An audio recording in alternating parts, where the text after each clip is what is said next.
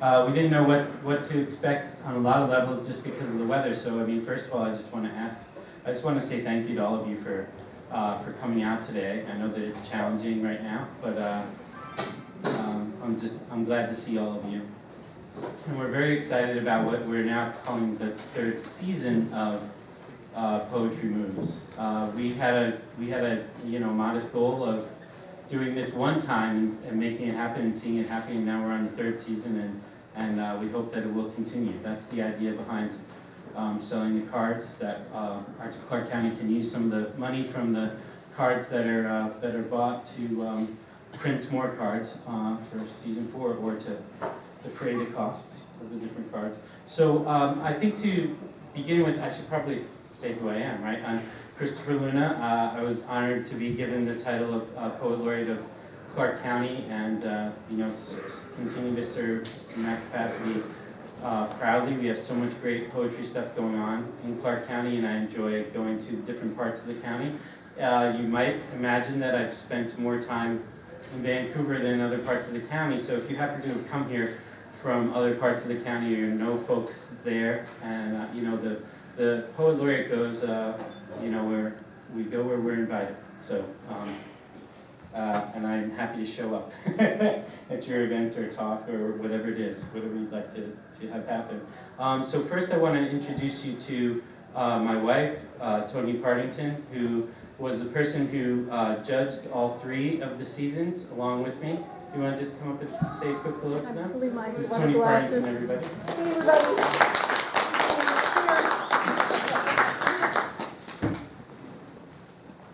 I like this part a little bit more than Tony does. So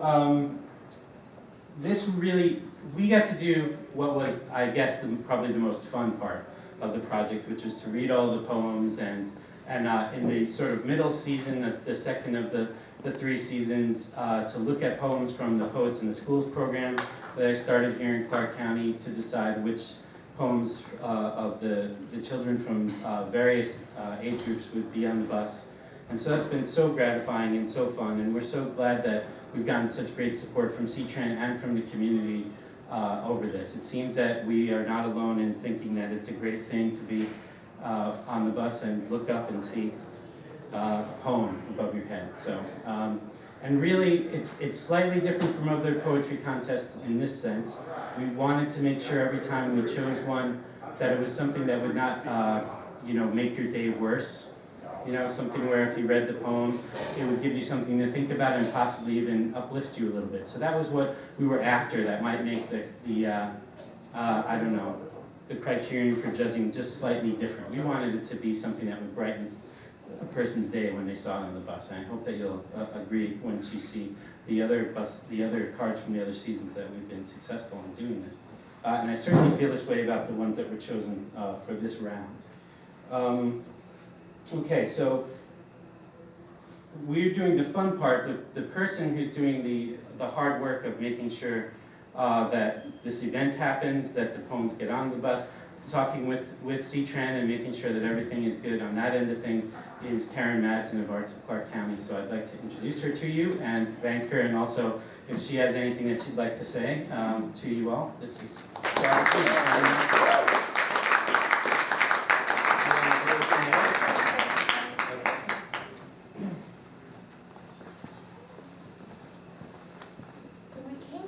idea.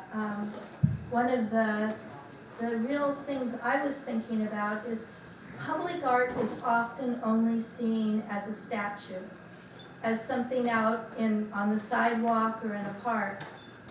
But to me, public art can be poems on the bus, and more people may be able to share it and understand that poetry is something that is essential to our humanity, and it is kind of like the first public art.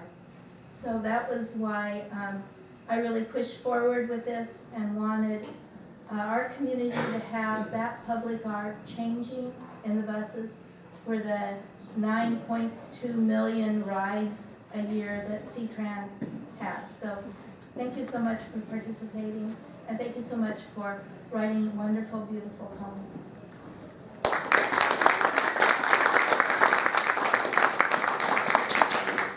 I also want to acknowledge, not on the program, but perhaps should be Cameron Suttles, who's at the table helping with the cards, is the person who designed the beautiful cards. So if you like the way the cards look, that's because of the great job that Cameron did. And also, he designed the posters and postcards for today's event, which I thought were fantastic. So thank you for that, Cameron.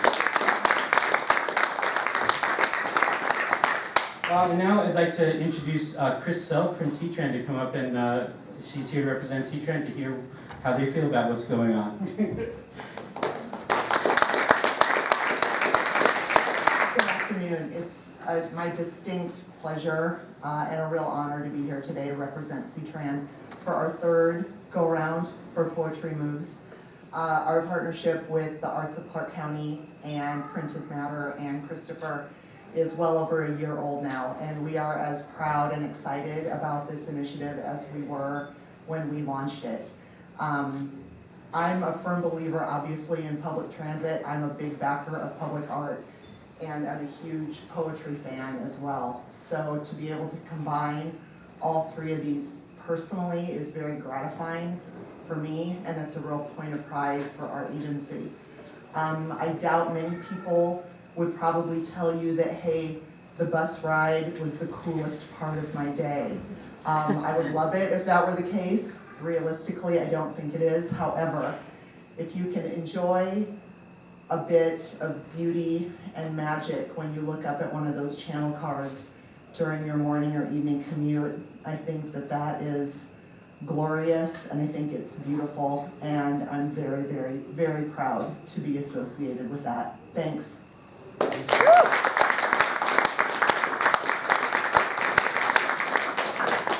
Yeah, and I really, while I have you here, just also want to thank you for the beautiful event that we had in the summer for the kids from Poets in the School. The C-Trend brought a bus down to Esther Shore Park with the cards, with the kids' poems loaded onto the bus, and we had a great event down there. So thank you for doing that for us. That was really lovely for them and for us and their families.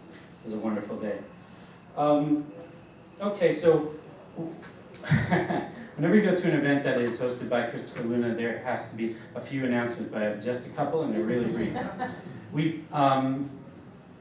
We canceled Ghost Town last month because of snow for the first time in its history. The Ghost Town Poetry Open Mic that I founded in 2004. So that's not a bad track record. I think that's 12 or 13 years without a cancellation. So that one was just canceled outright. And then we had this snowstorm, so the reading for this month, which was supposed to happen last Thursday, has been postponed until January 19th. So I just wanted to make sure everyone knew that and invite you to join us at Angst Gallery down the street on Main Street at 7 p.m. on Thursday night. And our featured readers that night would be two Portland writers who are pretty great, Jen Coleman and Mike G. So I hope you can join us for that. And then there's an annual event that happens in this room that I inherited from Professor John Barber at Washington State University. It's an event to celebrate the birth of Richard Brautigan and also to provide help and services and information to new and emerging writers. It's called National Unpublished Writers Day, and that will happen here on January 29th. So please tell your friends and join us if you'd like. There'll be a lot of, there'll be 4 different presenters. It's a pretty long event. It goes from 1 to 5, so a different presentation on different subjects every hour. We have prose and poetry represented, and we'll also have a lot of tables with information that people are trying to get their work out into the world might be interested in. So I hope that you can join us for that. So now we get to the real reason that we're here. It was decided that for this round we wouldn't have only our 10 winners, but we would also have 2 additional poems. And I want to, sorry about that, we should say these folks' names before I invite our special guest to come up here. So here are the names of the people that share, some of whom you'll hear from today and some of whom were not able to be with us, whose poems are going to be on the buses from now through the end of June. And at first I have to ask, is Cherish here today? Did she make it? I don't think she did. So Cherish DeRochers Vafiatos is one of the winners. Bruce Hall, Bill Lucking, Livia Montana, Gwendolyn Morgan, Angeline Nien, Bridget Nutting, Jennifer Pratt-Walter, Alex Vigu, and Desiree Wright. So let's give them a hand.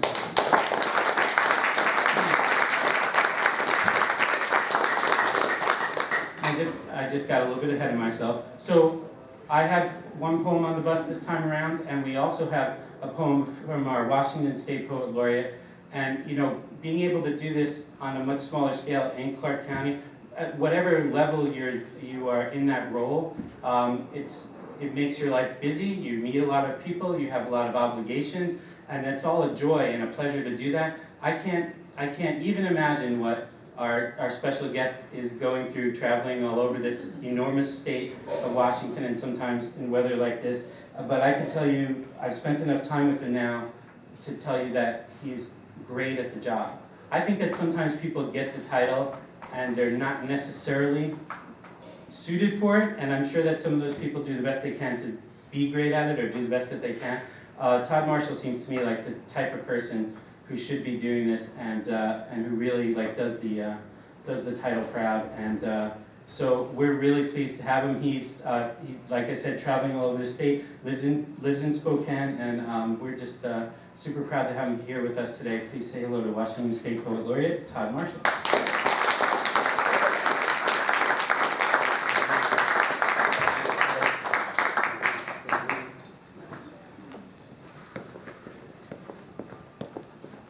Thank you for having me here today. I came into town yesterday from Westport. I was up on the coast and I got to look at the broad expanse of the ocean, and that gave me a good reminder that even though our state is really, really large, it's not that big. Because I think I've driven about 25,000 miles in the last 10 months. A lot of traveling, a lot of events. Later today I have to be up in Seattle for our Writers Resist event at the town hall in Seattle, and I'm certainly looking forward to that gathering. But it's great to be here in Vancouver. I lived in Vancouver a couple summers. My folks lived over on Fourth Plain Boulevard, and so it's fun to come back to an old stomping ground. I think it's really important to recognize the work of our two Chris's, Tony and Karen. Thomas à Kempis is a thinker who's very important to me, and in one of his writings, he scribbled down, "Whoever loves much does much." And I think that all four of those volunteers with this program must love art a great deal because they do so much. And you know, I don't think we can give them too many rounds of applause. So if we could give them one more, that would be great.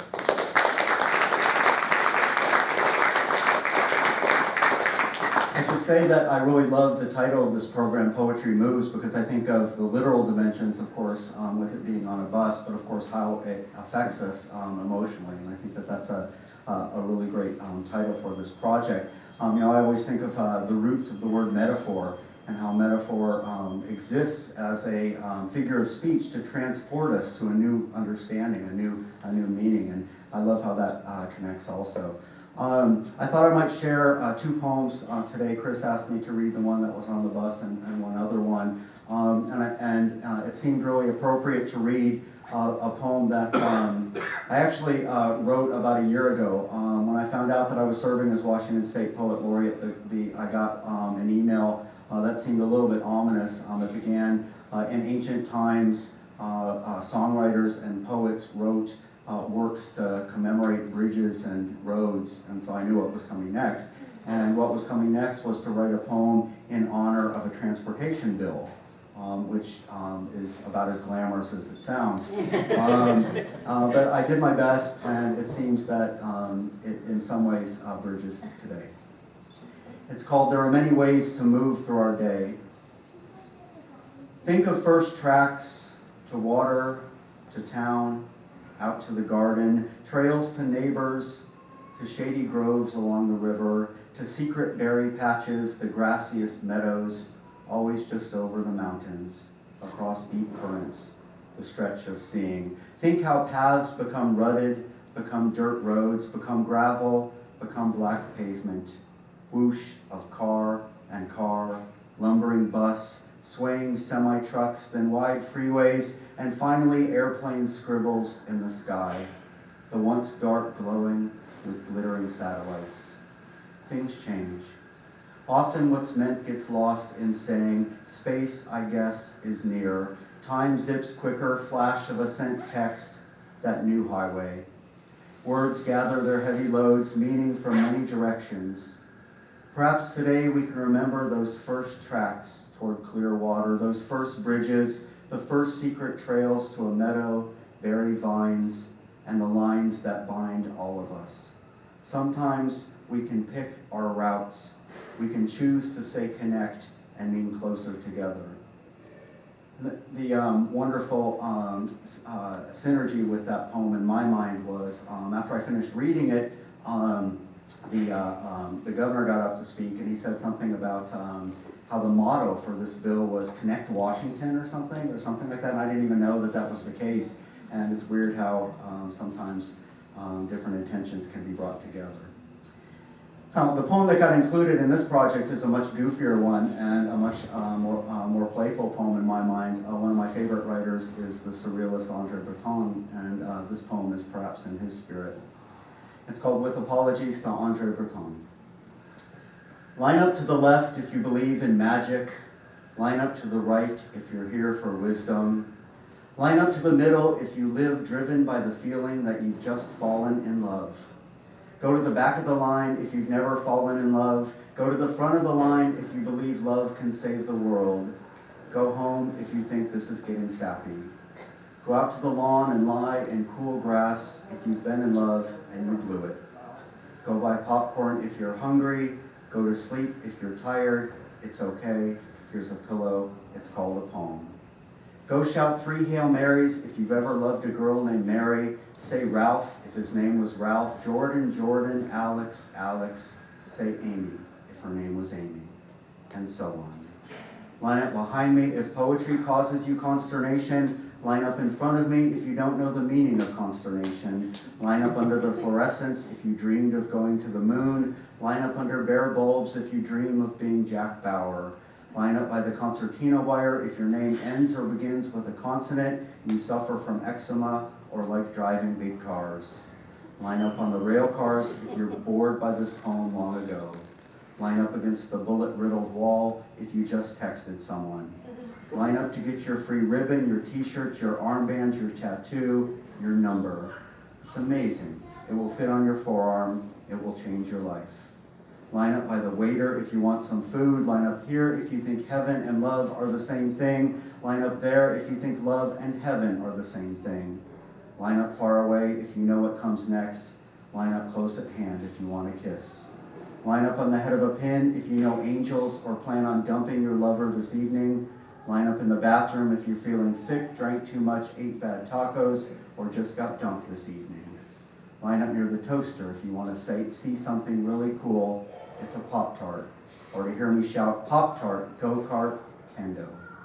Line up near the dumpster if you plan on going to hell or have recently smelled bad shellfish. Line up behind me to say that 10 times fast. Line up to the left if you believe in magic. Line up to the right for extra credit in heaven. Line up to the center, front and center. Attention to the center. Here now, this is the only center. Line up to the center and live this night and tomorrow night falling in love. Do you hear me? Every moment like you're falling in love.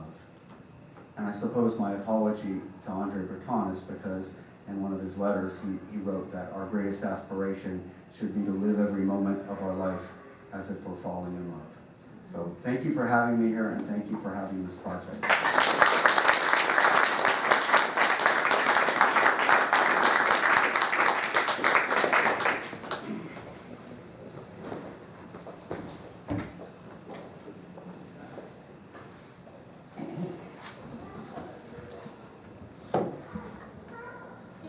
One of our winners of the contest that led to Poetry Moves this time around passed away before we could let her know that she had won.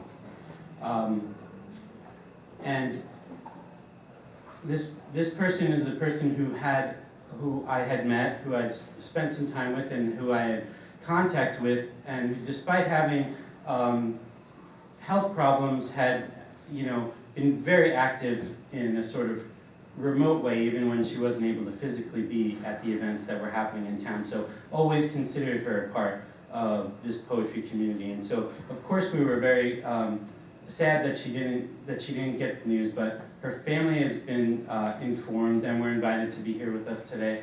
And they also have a fund to help the family with medical expenses and funeral expenses and things like that. Her name is Bridget Nutting, and so I would like to, Tony and I together as Prince Matt of Vancouver, would like to dedicate today's reading to Bridget, and I'm going to read her poem first so that we can dedicate this to her.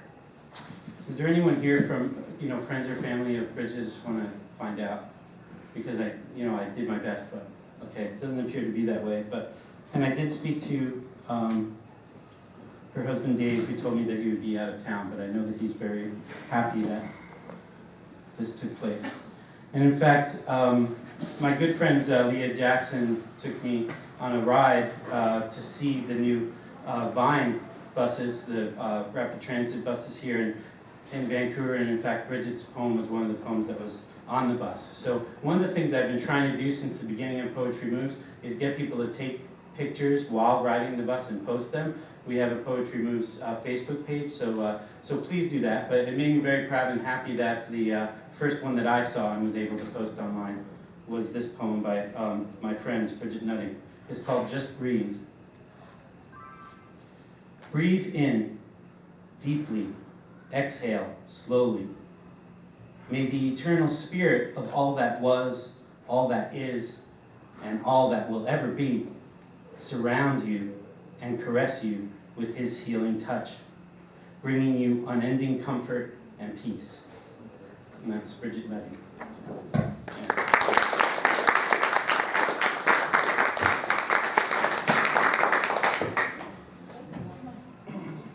And now, I know that I already asked this, but I'm going to ask again. Is Cherish in the room? Just want to make sure that she made it at the last minute. Okay.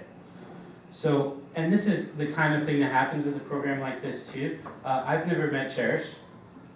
Cherish found out about us probably the same way everybody finds out about us, and sent this poem, and her poem was chosen. Cherish DeRochers Bafiados. I'm doing the best I can with that name. I hope that I got close. Here's her poem that's called Joy, which appears on the buses now. The dawn has gone, the sun has risen. I'm finally free of my temporary prison. My heart's at ease, my mind is still, and joy is real. Cherish DeRochers.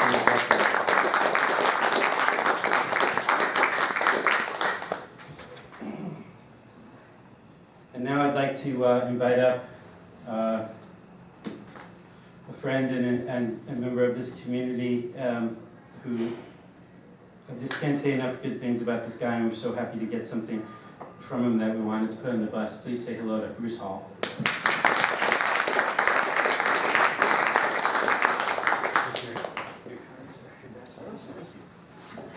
Very nice. Yeah, I didn't think about it when I got dressed today, what the political implications are of red ties. But I know the person whose name's on the back of this one would be rolling over in his grave. Somebody associated him with our president-elect because it's a Jerry Garcia tie. So. I wrote this in Christopher's class, which is every Monday, and missed it last time, but it's a long ago memory of calmer times. Lightning, flash, flash, and another flash. Walls shake, china rattles, chest vibrates in rhythm with the kettle drum thunder. Wind howls, fire crackles, kettle bubbles, buttery bread sizzles in skillet. We savor our meal by fire glow, listening to the music of the storm.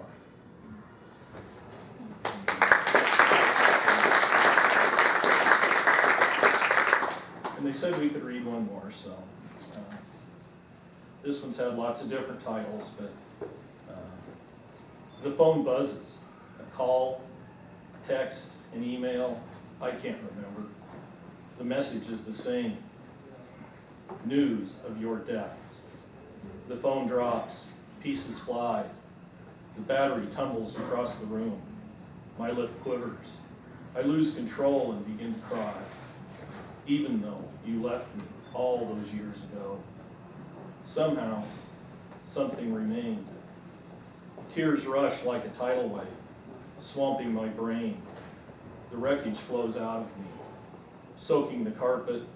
Debris of memories pile high. The good times, the bad times, all gone. You're gone. Technology and my emotions spread across the floor. Will this be the final crack in my heart for loving you?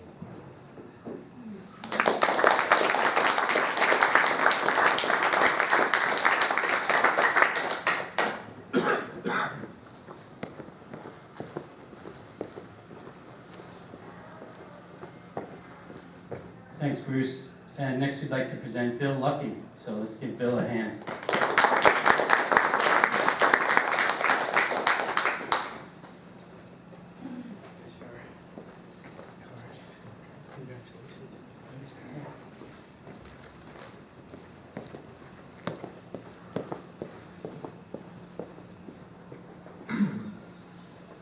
Subsequent layers of existence. We exist in a present that is fleetingly fast, swiftly moving our now towards a vanishing past. Too soon our new present too swiftly arrives, replacing the place where our present now lies. Subsequent presents come sliding on in and are quickly supplanted again and again.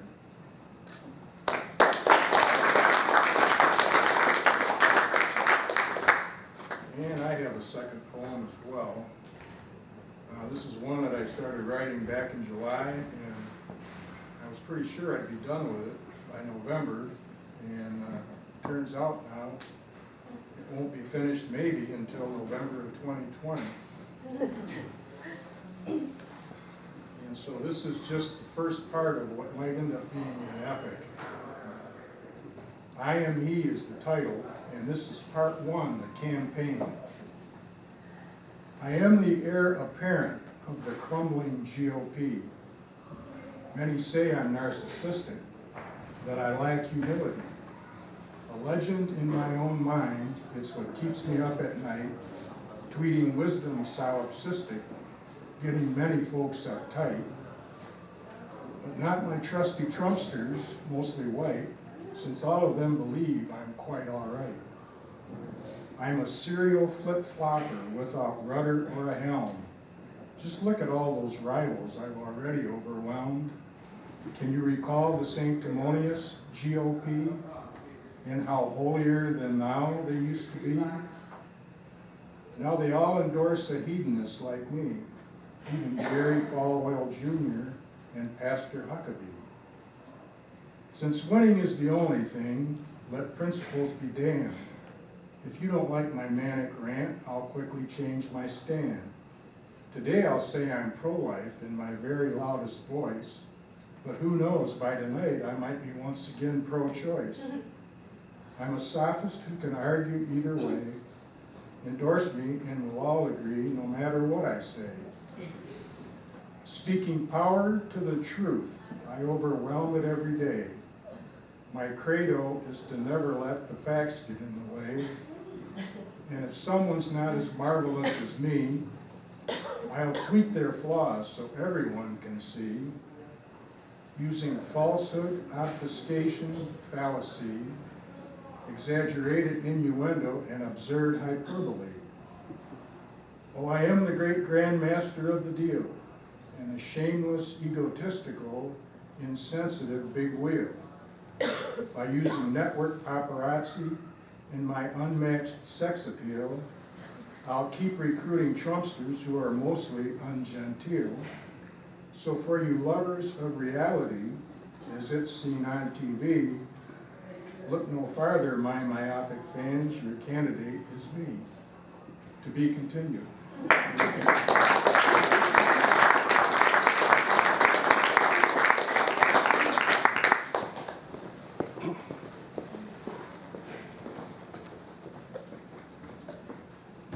Thank you, Bill.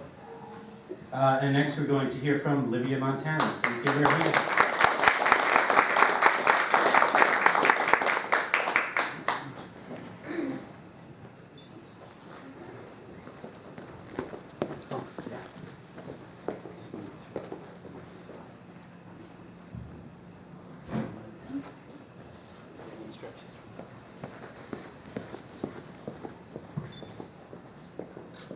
Okay, I'm gonna go ahead and read the first poem that appears on the bus. Can everyone hear me? And it was influenced in equal parts by my love of fairy tales and science fiction, and also a need to explore longing in its many forms. It's called Why We Don't Belong Here. All day it was raining, and you told me that's just how it is in some parts of the world. I prayed then we wouldn't stay on this planet for long. You'll think me particular, but you can't blame me for desiring the dark of space, or how we've learned to make comets come to heel in our wake, or the way we've learned time and time again how to make love in zero gravity. Down here, the positions are all wrong.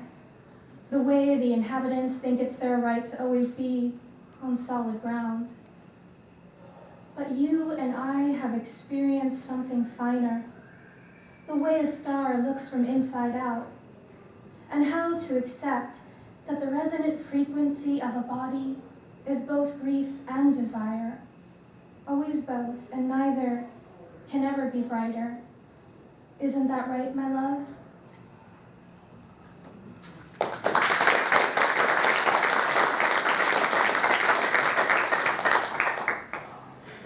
This next poem is called Socrates' Wife, and it's written after the last dialogue that Socrates has, which is where he's about to die because he is sentenced to death by the state. And I went back last year and tried to read it, but I couldn't get very far because I kept getting stuck on a moment where he makes his wife and daughters leave the room because they're crying, and that's not the response as a philosopher that he believes in to his death. So I wrote this short piece in response. Socrates' Wife. I'm not saying I wanted a place in history, only a place in your heart greater than the corner you reserved for it, a space as vast, as mind, as the love you reserved for the men who you questioned.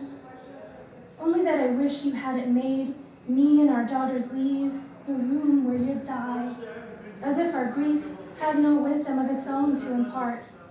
A gift, a quest to you at your very last.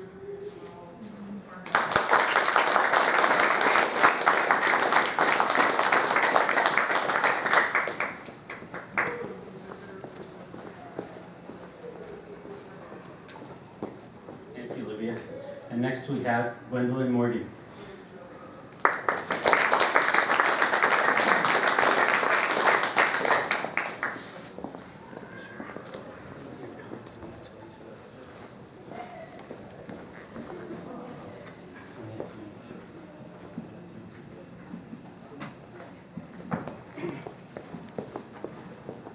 The poem on the bus I wrote in honor of a Hindu family, immigrants, who every day while my father and family were going through a difficult time, said prayers, lit the candle at their family altar, and let me know that they were holding us in our prayer. And so for hope that everyone may be welcome, continue to be welcome in our country as we keep enkindling hope. Hope embossed. Each one of us has an owl, sparrow, crow, an ordinary bird that follows us around our home, Kali, Ganesh, and a host of gods and goddesses step over the hearth. We pick up maple seed pods, hope embossed in several languages, yellow, swallowtail, butterfly wings, 10,000 things.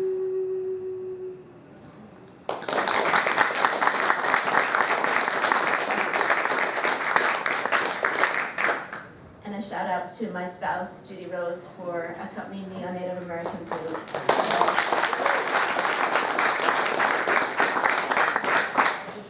My second poem is from my second book of poetry, Snowy Owls, Egrets, and Unexpected Graces. Red-shouldered hawk, healing circles. Red-shouldered hawk, circles overhead, over the meadow, Topaz Creek. She says, whatever your need for healing, the world has too. The polar caps, glaciers melting, earthquake, volcano, tsunami, pandemic of cancer, autoimmune disorders. She remembers to breathe in a culture of non-breathing. We are holding our breath. The spotted owl waits on the edge of the mixed riparian forest. She says, write all this down in your dreams, slowly. The buteo is very vocal, with distinctive, far-carrying calls. This wood owl, with strong, resonant hooting, white marks on scapulars. Is there something in your life you want to heal?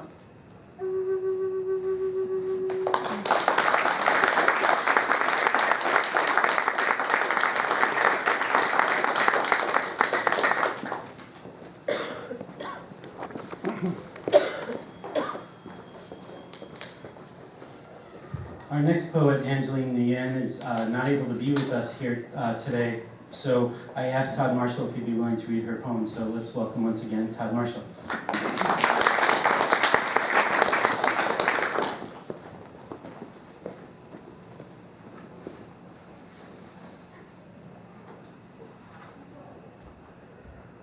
It's great to read this poem by Angeline. It's really wonderful. Eulogies are for the living. Do not wait until the flower wilts to praise the gift of its aroma. Celebrate the buddings and bloomings before winter extends its pale hand.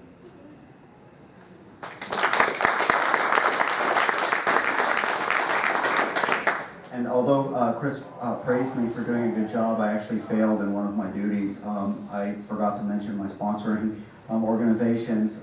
Arts Washington and Humanities Washington sponsor the Poet Laureate Program, which exists to increase awareness and appreciation throughout the poetry. So it's great that we live in a state with organizations like that.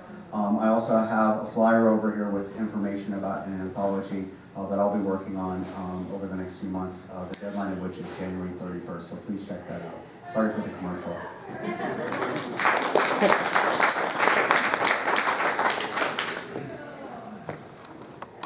Tony informed me that you were exactly the right person to read that poem. Angeline recently graduated from Gonzaga University, which is where Todd Marshall teaches, so I'm sure that she'd be very happy that you were the person that stood in for her today, so thank you for that. And next I'd like to welcome Jennifer Pratt-Walter. Come on, Jennifer.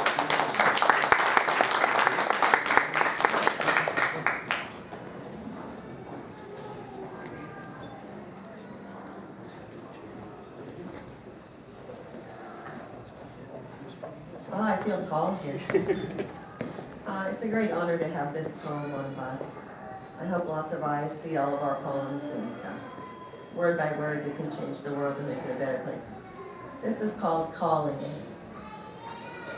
The earth is calling, even if you don't listen. Get lost in nature, and you will find yourself.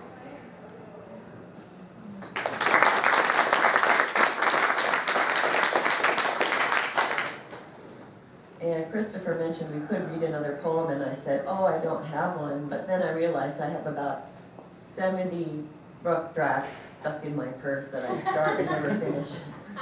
So I have one that I finished for you this very day. It's called Her Sermon. Love beyond yourself. Be grounded as the brown foot moss. Be hopeful as the sky glide swallows. Read this promise. You are precious, beloved, dear ones, by simply becoming you. Thank you.